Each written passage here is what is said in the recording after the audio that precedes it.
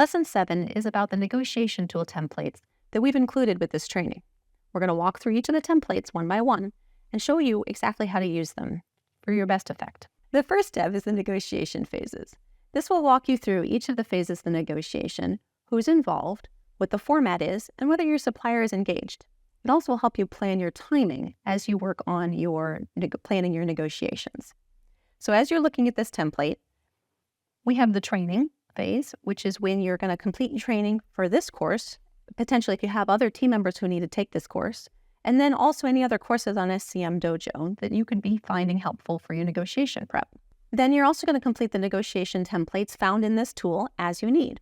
Next is the relationship building phase. So when are you going to be meeting with suppliers, and when are you going to be having meals or meetings or introductions with those suppliers in order to better build that relationship ahead of a negotiation. The negotiation will be more successful with that relationship in place. Next is the information gathering phase. The information gathering phase is when we establish the path or the process to reach agreement.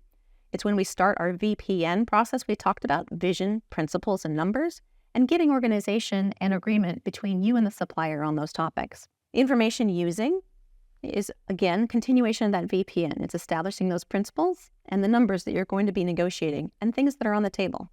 The bidding phase is when the actual negotiation happens. So planning for when that's going to happen, what format it takes, and who's going to be engaged is a critical piece of the process. Last, or second to last, is closing the deal. So we're going to close the deal and finalize the contract terms. Make sure this and the implementation are not too long after you've completed your negotiation. Lastly, we have the implementation of the agreement. This might include a kickoff agreement because the negotiation is probably fairly complicated, and you're going to need to be having that negotiation kickoff agreement with the supplier that you've chosen. This may also involve some technical team members, whereas the other phases maybe did not. Our next tab is this negotiation tool chooser. The negotiation tool chooser is intended just to help you out with your negotiations so that you understand which tools to be using. Depending on your situation, the relationship with your supplier, the volume of what you're purchasing may change which tools are best for you. Note that multiple tools might be ideal for your situation, so you should consider multiple tools. For example, do you have a high level of trust with your supplier? Or is it a new supplier to you? Have you purchased the item before, or is it new? Do you have cost savings as your most important result? Or is value your most important result? So think about these things and then use this tool to help you select which of your tools is your best option. The next tab is the AI language prompts. This is intended to really help you put the right information into an artificial intelligence large language tool, such as ChatGPT, Claude AI, or Google's Gemini. And this is agnostic to each of those tools. You can use whichever tool you like best. There are some links at the top to some of the most popular ones, but use whichever one you're comfortable with.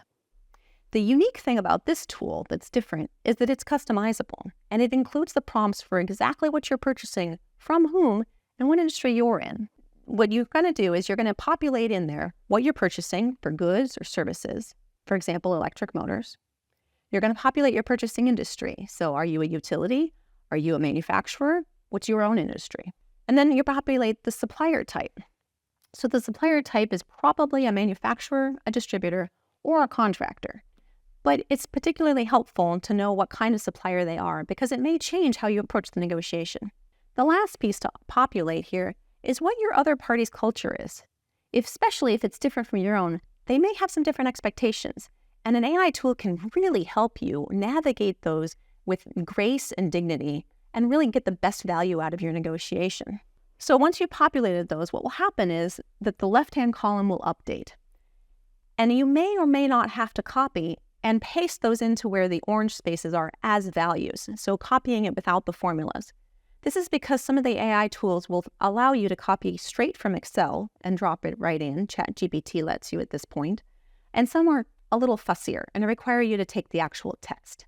So just copy the left-hand column into the right-hand column as text, and then you can move it from there into whatever tool you prefer to use. The next tab is the zone of potential agreement. This can be a really powerful tool in thinking about the other side of your supplier's negotiation. So the way this tool is used is that the center column is the starting point or your neutral zone. That's where neither you nor the supplier really get what you really want, but you have a pretty good deal. This is probably also your starting point. is your neutral zone. Then think about what would be the ideal state of your supplier. What would they get if they had everything they ever wanted? And that goes in their best case scenario. And then what's the spot in between them? And it goes in what their supplier favorable scenario is. Conduct the same exercise for your own best case scenario and then your own buyer favorable scenario. Do this for each of the parameters in your negotiation. There are some pre-populated in here just to help you along, but they don't necessarily all have to be used, and they may not apply. And you may have other parameters you're intending to negotiate that are not included in this tool. So once you've completed this, you can know what kind of motion you can expect, or you can know what to offer if you've had a supplier make a concession a long way in your favor. Perhaps you know what to offer them that would be in their favor, that maybe wouldn't cost you so much. The next tab is a move planner. So this is where you will plan the moves that you're going to have during your negotiation. You might come up with some move reference names for each of the moves you're planning to make. This is intended so if you're part of a team, you can really work together and have some code words and keep everybody on the same page as to which move you're planning to make, and everybody can keep singing on the same sheet of music and really move together. After that, what's the concession or leverage you're planning to do for the move? So every move is going to cost you something, whether that's leverage because you have information from another supplier, or because you are expecting to give up maybe a little bit more cost in order to get something better from the supplier. And then the last column is just, what is your expected benefit? What are you expecting to get for the concession you're planning to make?